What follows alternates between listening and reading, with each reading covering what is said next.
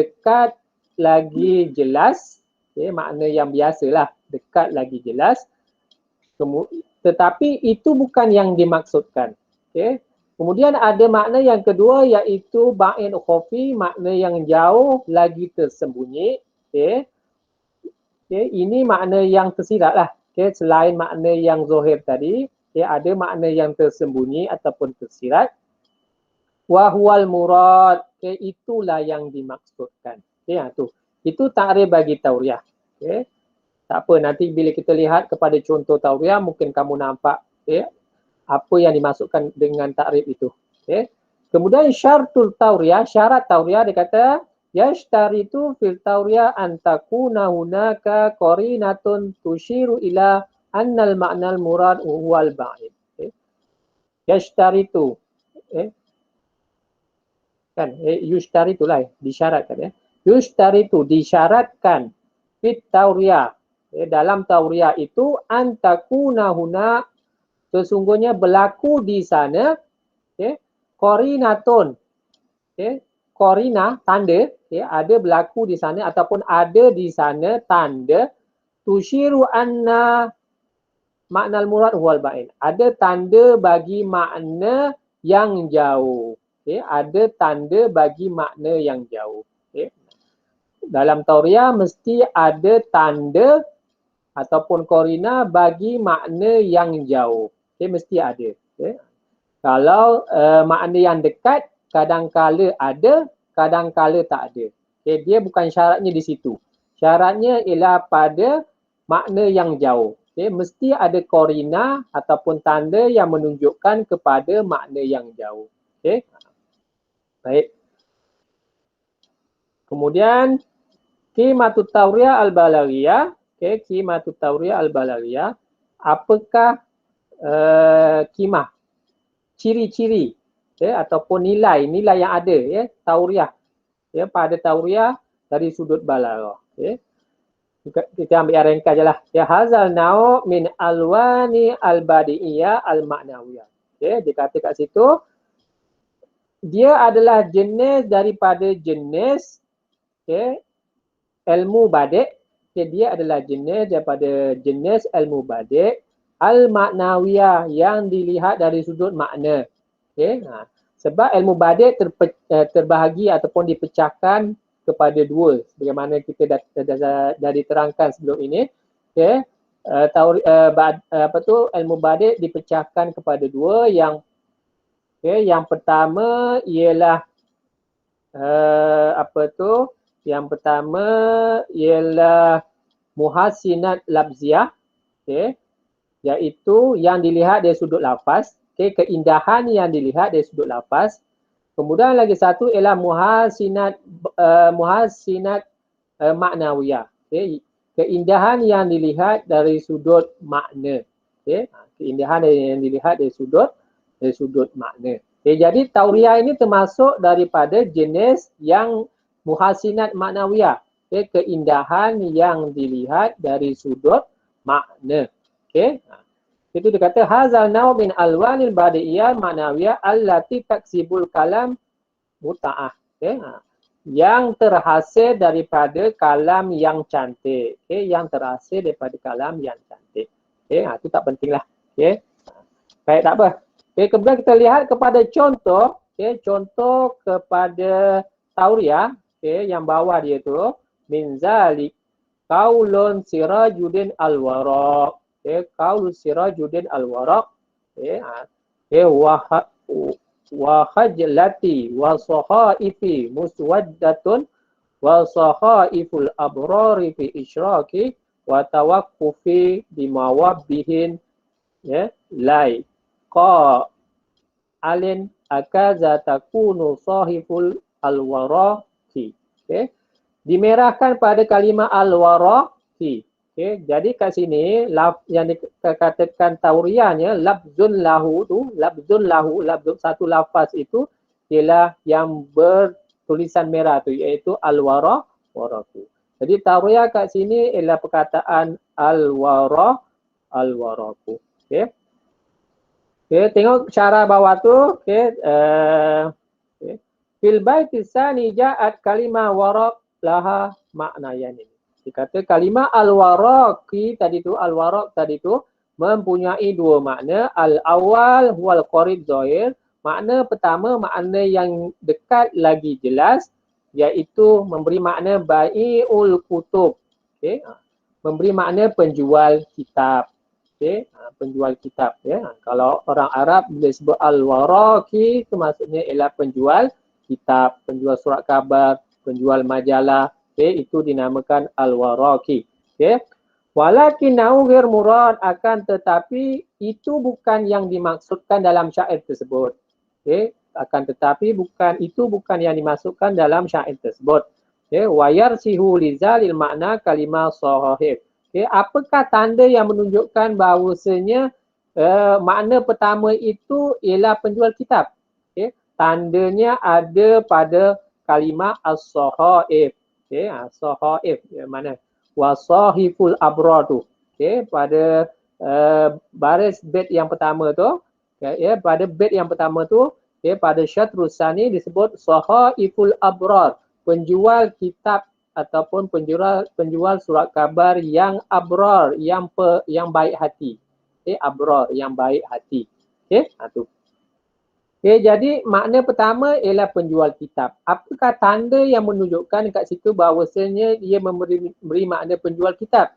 Iaitu kalimah sahaif. Okey, sahaif abrar, iaitu penjual kitab. Okey. Kemudian watikraruha wal makna sani. Okey, watikraruha tu maksudnya diulang sekali lagi perkataan sahaif itu pada syatrul sani. Okey, pada bait sani, pada bait yang kedua, syatrul sani, pada syatrul yang kedua, sahaiful waraqi. Ya tu. Okey, disebut tikraruha, diulangnya sekali lagi. Maknanya korina bagi makna makna yang dekat, iaitu penjual kitab ada dua. Okey, yang pertama sahaiful abrar, yang kedua sahaiful waraqi, sahih yang pada al-waraqi tu. Okey, tu. Wal makna sani huwa ismu syair, dan makna yang kedua iaitu makna yang ba'id khafi, makna yang jauh dan jarang kali kita dengar, ataupun makna yang tersembunyi, khafi yang tersembunyi, yang kita jarang tahu, iaitu ismu syair. Al-wara' itu adalah nama seorang penyair. Ya. Siapa nama penyairnya? Ialah Sirajuddin. Okay, ke atas tadi kan disebut Sirajuddin al-Waraqi. Sirajuddin itu adalah penyair. Dia digelar sebagai al-Waraqi. Okay, dia digelar sebagai al-Waraqi. Jadi al-Waraqi makna yang kedua ialah memberi makna penyair. Okay, nama penyair. Okay. Waqad sutira hadzal ma'nal qarib wa ra'al ma'nal ba'id. Okay, dia kata kat situ, apabila ada makna yang kedua, sutira, okay, tertutuplah makna yang dekat tadi, tertutuplah makna yang pertama tadi. Okay, bila wujudnya makna yang kedua, sutira, tertutuplah makna yang pertama tadi yang qarib. Okay, wara al maknal ba'id murad, dan menjadikan makna yang wara'a tadi, makna yang belakang yang tersembunyi tadi itu sebagai maksud. Ya, macam itu. Okay, itu yang dimaksudkan tauriyah. Okay. Jadi al-wara' kesimpulannya, okay, dalam syair ini tauriyah, lafaz tauriyahnya ialah al-wara'. Okay. Dia ada dua makna. Satu makna yang dekat, okay, yang biasa, iaitu memberi makna penjual kitab. Okay. Dan korinanya pun ada, iaitu korinanya ialah sahaiful abrar dengan sahaiful yang bawah tu. Tanda dia. Okay. Kemudian makna yang kedua ialah memberi makna ismu syair, iaitu nama penyair. Okay. Nama penyair. Okay. Okay. Jadi kat situ, okay, bila ada makna yang kedua yang tersembunyi, okay, itu yang dimaksudkan. Jadi makna yang pertama tadi secara otomatik sutira, tertutup. Itu maksudnya. Okay. Sutira. Okay. Satu lafaz, dua makna. Makna pertama bukan dimaksudkan, makna kedua yang dimaksudkan. Okey, itulah yang dimaksudkan dengan tauriah. Okey, baik. Okey, kelas setakat ni okey, boleh terima? Fahim Tom? Benar. Okey, mafhum ya. Baik. Kemudian aksam tauriah. Okey, kita lihat kepada aksam tauriah. Okey. Di tauriah kisman. Okey, tauriah itu terbagi kepada dua bahagian. Okey, tauriah itu terbagi kepada dua bahagian. Yang pertama dinamakan murasyahah. Yang kedua batu ialah mujaradah. Okey, apa yang dimaksudkan murasyahah? Wahia allati zukira ma'aha ma yulaimul ma'nal qarib. Iaitu yang disebut bersama tauriah tadi itu makna yulaimul ma'nal qarib. Ma yulaimul ma'nal qarib. Apa yang menunjukkan makna qarib. Okey, apa yang menunjukkan kepada makna qarib. Okey. Jadi apa yang menunjukkan makna qarib itu apa maksudnya? Ialah qarina. Okey, qarina. Okey. Jadi murasyahah ni mesti ada qarina yang menunjukkan kepada makna qarib. Okey. Kalau contoh yang tadi perkataan al-waraqi, okey, makna yang qarib apa? Iaitu penjual kitab, bai'ul kutub. Apakah qarina yang menunjukkan kepada penjual kitab tadi? Iaitu perkataan sahih. Ada. Maknanya qarinanya ada dalam syair ataupun dalam nas itu, ia dinamakan sebagai murasyahah. Nak tahu dia bahagian mana, kismul awal ataupun kismul sani, kena lihat kepada qarina lil qarib. Okey, kalau ada dinamakan murasyahah, kalau tiada dinamakan mujaradah. Okey, itu saja. Yang qarina lil ba'id, qarina bagi makna yang jauh tu mesti ada sebab dia adalah syarat bagi tauriah. Okey, tetapi kalau makna yang dekat itu adalah penanda aras untuk kita tahu dia bahagian yang mana. Okay, kalau ada qarina lil qarib tadi itu dinamakan murasyahah. Kalau tak ada dinamakan mujaradah. Okey, tu. Baik. Dia dalam ni dibagi lagi contoh tauriah. Okey. Untuk murasyahah. Okay, yang atas tadi yang pertama tadi yang al-waraqi itu pun murasyahah juga. Buat catatan kat situ dia murasyahah juga. Kok keluar nanti dalam periksa kamu dah tak tahu dia jenis apa. Dia murasyahah juga. Sebab ada qarina lil qarib. Okay, kemudian yang ni dia bagi contoh pula. Aku luwaqad syanawa ilal harbi gharatan da'uni fa inni aqulul aisha bil jubni. Okay, jadi dalam syair ini, okay, kita lihat pada kalimah yang hujung sekali. Okay, yang berwarna merah itu iaitu bil jubni. Itu adalah lafaz tauriah dia. Okay, bil jubni itu adalah lafaz tauriahnya. Okay, jadi al-jubni ni ada dua makna. Okay, al-jubni ni ada dua makna. Tengok kat situ. Qad waradat kalimah al-jubnu walaha maknaya ni. Bagi dia ada dua makna. Qaribun, makna yang dekat apa? Wahwa ta'am masnu' minal laban. Iaitu makanan yang dibuat daripada susu. Okay, ataupun senangnya bila orang Arab cakap al-jubnu tu atau jubna, kita pun dah tahu jubna itu ialah keju. Keju tu kan sesuatu yang dibuat daripada susu. Okay, keju. Okay, jaban al-jubni makna yang biasa atau makna qarib ialah keju ataupun kat sini disebut at-ta'am masnu' minal laban. Makanan yang dibuat daripada susu. Okay. Wa yurashihu hadzal ma'nal qarib kalima akala. Apakah tanda yurashiha tu apakah yurashiha hadzal ma'na? Apakah yang menunjukkan kepada makna ini? Yurashiha tu maksudnya apa yang menunjukkan makna ini? Okay. Iaitu kalimah akala. Okay. Kalau kita kata dia memberi makna keju, apakah tanda dia? Tandanya ialah perkataan akala. Okay. Akalul aish, makan roti. Okay, makan roti bil jubni, dengan jubni iaitu dengan keju. Okay, tu. Okay, ada perkataan akala. Okay, qarinanya ialah akala. Okay, qarinanya ialah akala. Okay.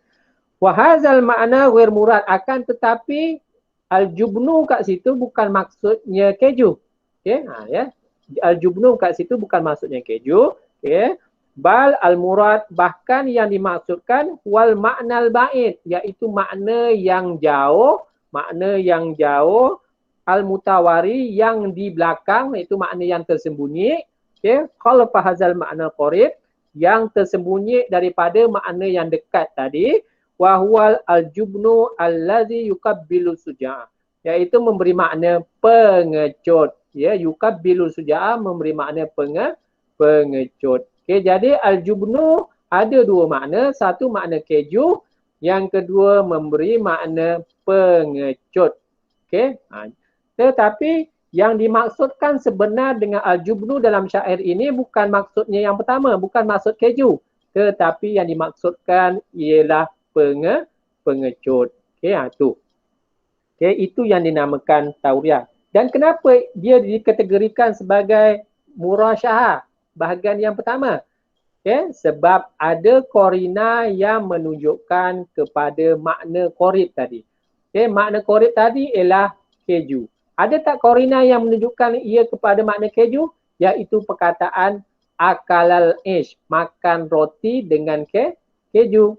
Okay. Bila ada tanda yang menunjukkan kepada korina lil korib, dia dinamakan sebagai murasyahah. Okay, murasyahah. Okay. Kalau ada dia murasyahah, sekiranya tak ada korina lil korib, dia adalah mujarodah. Okay, senang saja nak kenal dia.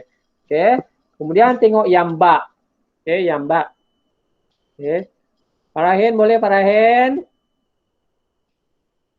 Boleh? Okay, ya. Baik, kemudian yamba. Mujarodah. Apa dia? Wahya allati lam yuzkaru ma'aha ma yulaimul ma'nal qarib, yang tidak disebut bersamanya sesuatu yang menunjukkan makna qarib. Maksudnya qarina lil qarib tak ada. Okay? Lawan bagi murasyah. Murasyah, okay, ada qarina lil qarib. Okay? Tapi bagi mujarradah tak ada qarina lil qarib. Okay? Tu.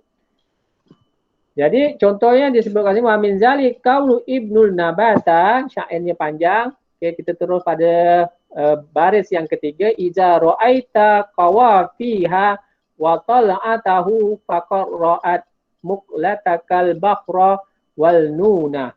Okey. Jadi yang dikatakan sebagai tauriah di sini ada dua. Yang pertama kalimah al-bahru, yang kedua kalimah wal nuna. Okay, ada dua. Satu baharu, satu nun. Okay. Dan kedua-dua kalimah ini, okay, dua-dua kalimah ini ada makna qarib dan ada makna ba'id. Okay. Baik, tengok. Apakah makna, kita tengok yang pertama dulu, iaitu al-bahru. Okay. Al-bahru, okay. Fa kalimah al-bahru laha makna al-qarib wa huwal ma al-gharil wasi'. Okay. Makna yang dekat bila disebut al-bahru, kita pun tahu bila disebut al-bahru tu memberi makna al-ma' gharil wasi', iaitu air yang berombak lagi luas, maksudnya laut lah. Okey, laut. Okey, al-ma' al-gharil wasi' maksudnya laut. Okey, baina syati'ina ba'idin. Okey, di antara dua pantai dikatakan situ. Okey, ba'idin yang jauh dikatakan situ. Maknanya laut lah, senang cerita dia laut. Okey. Wa huwa ghair murad, akan tetapi bukan itu yang dimaksudkan. Okey, bukan itu yang dimaksudkan. Walaha maknal bahid, akan tetapi dia mempunyai makna yang jauh, iaitu apa? Al-bahrul arudi. Okey, kamu belajar arud kan? Ada al-buhur. Okey, bahar kan, bahar. Okay, bahar ataupun jamaknya buhur. Okay. Jadi makna yang kedua, al-bahru itu ialah ilmul bahar pada ilmul arud. Okay. Bahar pada ilmul arud. Okay. Tu. Okay. Wahazal makna ba'id wahawal murad. Itulah yang dimaksudkan. Okay. Al-bahra tadi ada dua makna. Satu makna laut. Yang kedua makna ilmu arud. Okay. Jadi antara kedua tu mana yang dimaksudkan? Yang dimaksudkan ialah makna yang kedua iaitu iaitu memberi makna ilmul arud. Okey, ilmul arud. Okey. Jadi kat situ, okey, cuma kat sini kenapa dinamakan mujaradah? Okey, perbincangan kita kat sini kenapa dinamakan mujaradah? Sebab perbincangan kat sini ialah dari sudut qismul tauriyah, pembagian tauriyah. Okey. Dinamakan kat sini mujaradah sebab apa? Okey. Lam yuzkaru ma'aha ma yulaimul ma'nal qori. Kembali kepada takrif dia tadi, kerana tidak adanya ataupun tidak wujudnya korina bagi makna qori. Okey. Makna qori apa tadi? Al-bahru iaitulah laut. Okey. Dalam syair ni banyak-banyak cerita, okey, dalam 3 bait, 3 baris syair ini tidak ada langsung menceritakan pasal laut. Okey, jadi korina bagi makna qorib tak ada. Okey. Bila korina bagi qorib tak ada, itu dinamakan mujaradah. Okey. Ya. Korina qorib tak ada, dinama mujaradah. Okey. Kemudian kita tengok pula pada jenis pada kalimah yang kedua, kalimah tauriyah ataupun lafaz tauriyah yang kedua ialah nuna, nun. Okey, nun. Okey. Baik, nun. Apa syarah dia kat situ?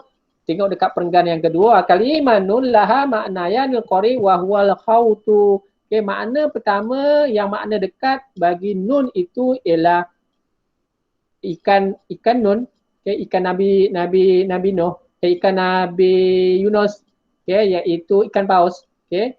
Nun tu, okey, kalau disebut an-nun tu asalnya memberi makna ikan paus, okey. Ataupun ikan Nabi Yunus, ikan paus lah. Okey.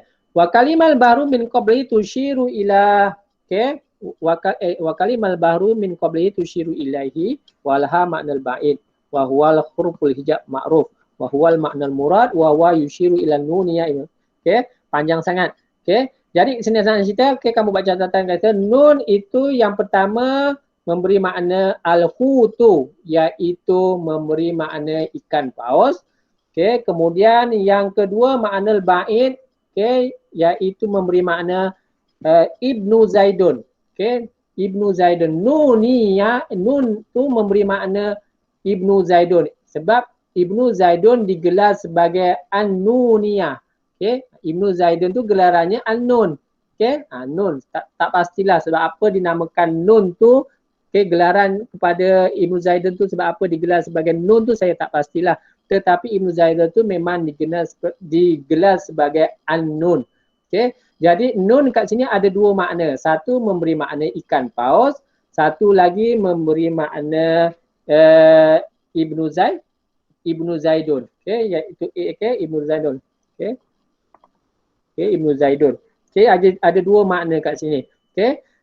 Okey, jadi cuma kat sini nun dekat sini bukan, okey, nun kat sini yang dimasukkan sebenarnya ialah Ibnu Zaidun. Bukannya maksudnya ikan paus tadi. Okey.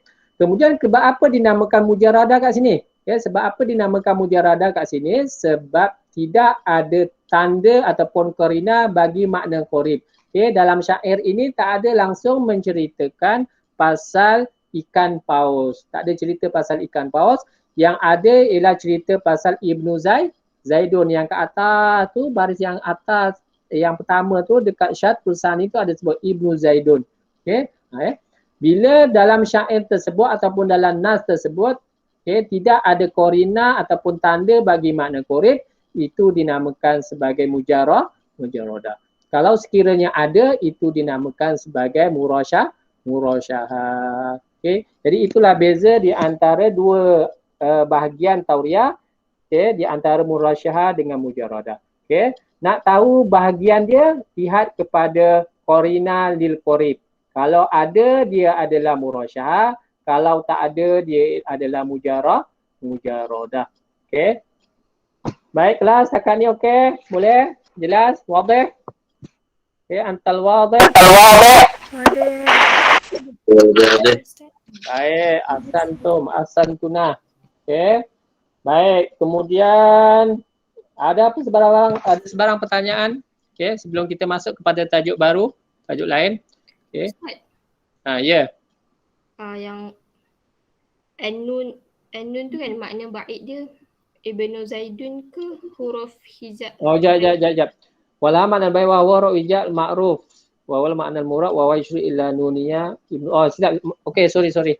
Okey, makna kedua ialah huruf. Maaf ya. Makna kedua dia ialah huruf, tetapi korina dia apa? Korina yang menunjukkan kepada makna ba'id tu iaitu huruf itu kembali kepada Ibnu Zaidun. Sebab Ibnu Zaidun tu memang digelarkan dengan huruf nun. Okey. Jadi makna pertama makna pertama al-nun tadi ialah ikan paus, al-khawtu ikan paus. Yang kedua ialah al-huruful ma'ruf, iaitu huruf yang terkenal, iaitu nun, huruf nun. Apakah korina yang menunjukkan bahawasanya itu adalah huruf nun? Okey, kembali kepada Ibnu Zaidun. Okey, Ibnu Zaidun digelar sebagai Ibnu Zaidun al-Nuniyah. Okey, dia digelar sebagai huruf nun. Okey, sebab apa dinamakan huruf nun? Sebab apa digelar huruf nun? Saya tak pasti. Okey, tu.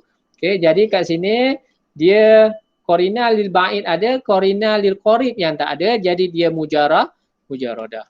Okey, boleh Aminah? Boleh. Okey, baik. Ada lagi yang lain? Ustaz. Yang yuqabil syaja'ah tu maksudnya berani ke pengecut? Yuqabil lawan syuja'ah. Pengecut. Oh. Okey, yuqabilu syuja'ah, lawan bagi berani iaitu pengecut. Okey, boleh? Lagi? Okey, tak ada, kita masuk sikit tajuk al-mubalaghah. Okey, mana yang dapat lah. Okey, mana yang dapat. Ke surat 133. Okey, 133. Okey, mubalaghah ni juga termasuk sebagai muhassinat maknawiyah. Okey. Keindahan yang dilihat dari sudut makna. Okey, keindahan yang dilihat dari sudut makna. Okey. Baik. Ta'rif al-mubalaghah indal balighin, okey, ayyadda'a syair aw nasir liwasfi minal awsaf ay makna minal ma'ani buluhu fi syiddatin aw dha'fi haddan mustahilan aw mustabidan daf'an litawahumi inna hadzal wasfu ghaira mutana fi syiddah aw dha'fi. Panjang, okey, panjang sikitlah. Okey, panjang sikit takrifnya. Okey. Baik, apa yang dimaksudkan mubalaghah? Ayyada'a syair aw nasir. Okey, penyair ataupun an-nasir. Nasir ni maksudnya ialah orang yang berprosa. Okey. Yang prosa tu termasuklah sama ada khatib ataupun penulis, okey, ataupun orang yang berwasiat, iaitu yang selain daripada syair. Okey. Jadi penyair ataupun orang yang berprosa tadi, okey, mendakwa, yadda'a mendakwa, okey, liwasfi minal awsaf, okey, mendakwa terhadap sifat itu, okey, mendakwa terhadap sifat daripada sifat-sifat itu, okey, buluhu fi syiddah au dha'fi, okey, yang mencapai kepada tahap keterlaluan, okey, au dha'fi ataupun ke tahap biasa, okey, ke tahap biasa. Okay, sifat tu. Okay. Had dan mustahilan. Okay. Kadang-kala dia boleh menjadi satu sifat yang mustahil. Okay. Mustaidan ataupun boleh lebih daripada mustahil. Okay. Tu. Penyair ataupun orang yang berprosa, dia kata, dia mendakwa. Okay. Sifat-sifat itu, okay, sifat-sifat itu kadang-kala dia boleh menjadi daripada biasa kepada luar biasa, okey, kepada luar biasa, okey, dan luar biasa itu sama ada pada peringkat mustahil ataupun lebih daripada mustahil. Okey, itu yang dibincangkan, okey, dalam tajuk mubalaghah ni. Okey. Daf'an litawahum. Okey, daf'an litawahum, untuk menolak anggapan, okey, untuk menolak anggapan an hazal wasu ghair mutana fi syiddah au dha'fi, untuk mengelakkan anggapan bahawasanya sifat itu ghair mutana, tiada hadnya. Okey, untuk menolak anggapan orang yang mengatakan bahawasanya sifat itu ghair mutana, tidak ada batasannya. Okey, jadi kat sini nak cakap bahawasanya dalam kalam itu, apabila orang menyifatkan sesuatu itu, ada batasannya. Ada batasannya. Sama ada sifat itu sifat biasa boleh diterima ataupun kadang-kadang sifat itu sampai sifat yang mustahil yang tak boleh diterima, ataupun lebih daripada mustahil. Jadi maknanya sifat itu ada keterbatasannya, tak boleh main, maksudnya ada had dia. Sifat tu ada had dia. Kalau sekiranya sifat tu terlalu melampau, itu adalah satu sifat yang mustahil. Itu yang dibincangkan kat sini. Itu yang dibincangkan untuk al-mubalaghah. Mubalaghahnya secara umumnya membincangkan tentang sifat. Sifat itu ada kalanya al-da'fu. Sifat itu kadang-kalanya biasa, sifat biasa. Boleh kita terima. Kadang-kadang sifat tu had dan mustahilan. Sifat itu kadang-kadang kepada tahap yang hampir mustahil. Hampir mustahil itu maksud macam mana? Boleh diterima tapi menyalahi adat kebiasaan. Dan kadang-kadang sifat itu boleh mustabidan. Mustabidan ni ialah satu sifat yang sifat yang tak boleh diterima akal dan menyalahi adat kebiasaan. Itu lebih daripada mustahil. Itu yang nak dibelajar dalam mubalaghah. Secara umumnya mubalaghah ni membincangkan tentang sifat. Sifat tu terbagi kepada 3. Satu, sifat yang biasa yang boleh diterima oleh akal dan mengikut adat kebiasaan.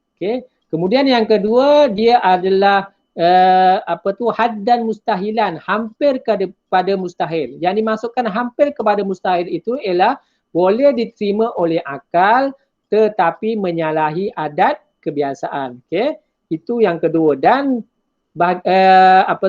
dan peringkat yang ketiga ialah mustabidan, lebih daripada mustahil. Apa yang dimasukkan dengan lebih mustahil? Tidak boleh diterima oleh akal, tidak logik dan dia menyalahi adat kebiasaan. Dia punya pembahagian dan takrif bagi setiap itu ada dibincangkan di bawah ni. Dan ada nama-nama dia. Kemudian kita tengok sikit wal murad bil amril mustahil. Apakah yang dimaksud dengan amrul mustahil? Tengok al-amrul mustahil, al-amru allazi la yumkinu hudusuhu mutlaqan ala aidil bashar al-adil. Perkara yang tidak mungkin berlaku secara mutlak ke atas manusia secara adatnya, kebiasaannya. Mustahil itu satu perkara yang tak akan dicapai oleh manusia mengikut adat kebiasaannya. Itu yang dimasukkan dengan mustahil. Kena tahu tu. Kalau nanti ditanya apa itu makna mustahil, kamu kena jawab tu. Wal murad bil amril mustab'an. Apa pula yang dimasukkan dengan mustab'an? Al-amrun nadir qalil wuqu'. Sesuatu perkara yang jarang-jarang berlaku. Kalau dalam 1000 orang mungkin 1 berlaku. Itu dinamakan sebagai mustabidan. Mustahil ini kalau mustahil satu perkara yang tak akan dicapai oleh manusia secara mutlak ikut adat kebiasaan. Ikut adat kebiasaan. Tetapi kalau mustabid ni satu perkara yang betul-betul nadir. Jarang-jarang berlaku. Kalau berlaku pun mungkin kalau 1000 orang satu orang yang berlaku macam tu maksudnya. Itu yang dimasukkan mustabidan. Kemudian al-gharad minal mubalaghah. Gharad minal mubalaghah tu kamu boleh kembali kepada ke atas tu yang tadi, kat ta'rif tadi. Daf'an li tawahum anna hadzal wasu ghair mutana fi syiddah aw dha'fu. Boleh kembali kepada situ. Tu. Kalau yang nak bawa ni pun boleh juga, sama je maknanya tu. Kemudian anwa'ul mubalaghah, jenis-jenis mubalaghah. Baru. Jenis-jenis mubalaghah. Mubalaghah kamu kena set kat minda kamu, mubalaghah itu ialah sifat-sifat. Sifat-sifat. Kemudian jenis mubalaghah, jenis sifat-sifat itu, jenis sifat-sifat itu apa dia? Yang pertama tabligh, yang kedua iqra', yang ketiga al-ghulu. Ada 3. Tabligh, iqra', ghulu. Jadi ketiga-tiga jenis ni lah mewakili Jadilah ni kembali kepada peringkat sifat tadi. Okay, sifat yang pertama al-da'fu kan, sifat biasa kan, itu dinamakan tabligh. Okay, sifat yang kedua tadi, peringkat kedua ialah had dan mustahilan, hampir kepada mustahil. Jadi ia dinamakan apa? Dinamakan igra'. Okay, igra'. Manakala satu lagi mustabidan, iaitu peringkat yang lebih daripada mustahil tadi, itu dinamakan al-ghalu. Okay, itu 3 peringkat sifat. Okay. Al-mubalaghah kamu kena setkan minda kamu, dia adalah tentang sifat-sifat. Okay. Kemudian jenis mubalaghah tu, jenis sifat-sifat tu ada 3.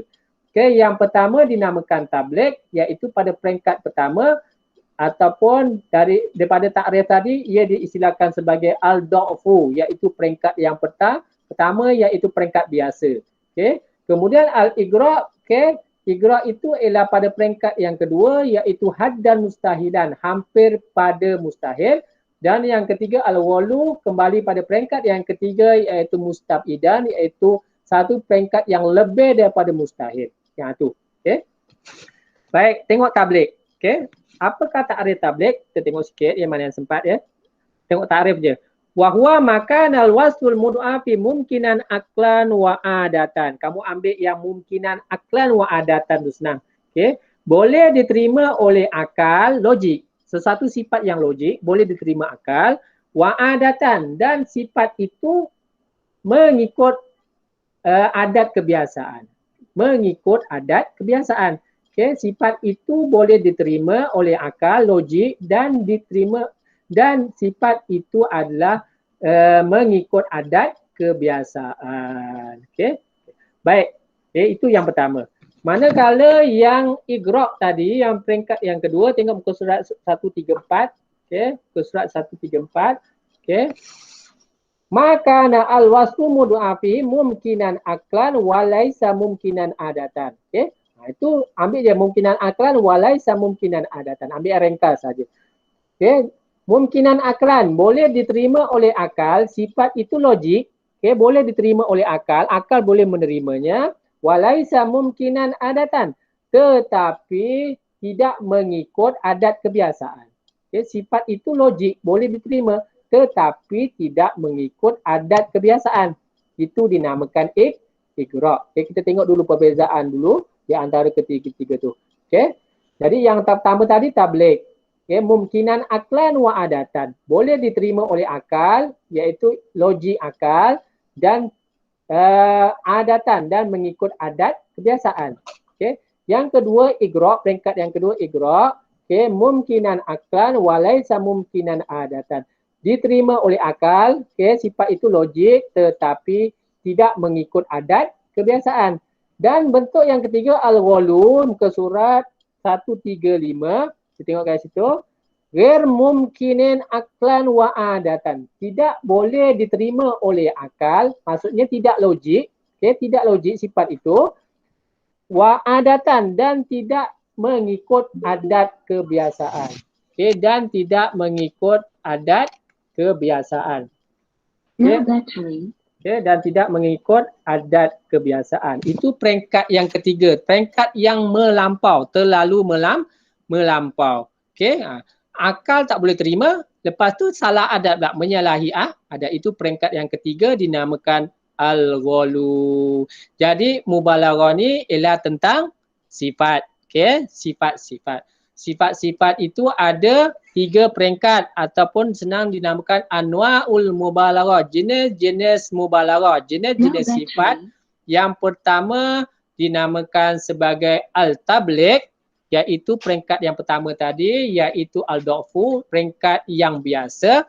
Apa yang dimaksudkan dengan tabligh? Mumkinan aklan wa adatan, diterima oleh akal dan mengikut adat kebiasaan.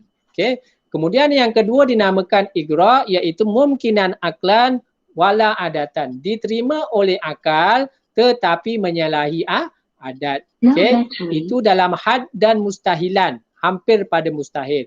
Dan yang ketiga, peringkat yang ketiga iaitu al-ghalu, ghair mumkinin aklan wa adatan, tidak boleh diterima akal dan menyalahi adat kebiasaan. Jadi ini peringkat yang paling melampau. Okey. Al-ghulu adalah peringkat yang paling melampau ataupun dinamakan mustabidan, tidak diterima akal dan menyalahi adat kebiasaan.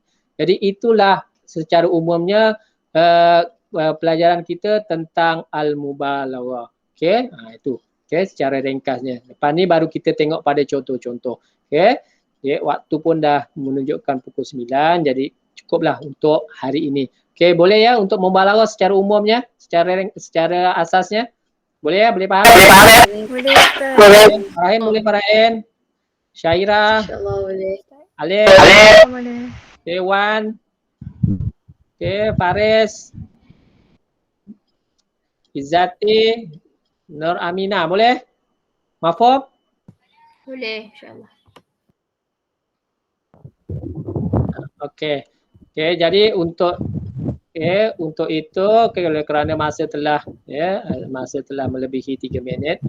Saya rasa cukup dulu pelajaran kita pada hari ini. Insya-Allah ada masa lagi kita akan sambung untuk tajuk mubalaghah ni. Jadi kita tangguhkanlah perjumpaan kita pada hari ini ataupun PDPR kita pada hari ini dengan tasbih kafarah wal surah wal asr. Subhanallah.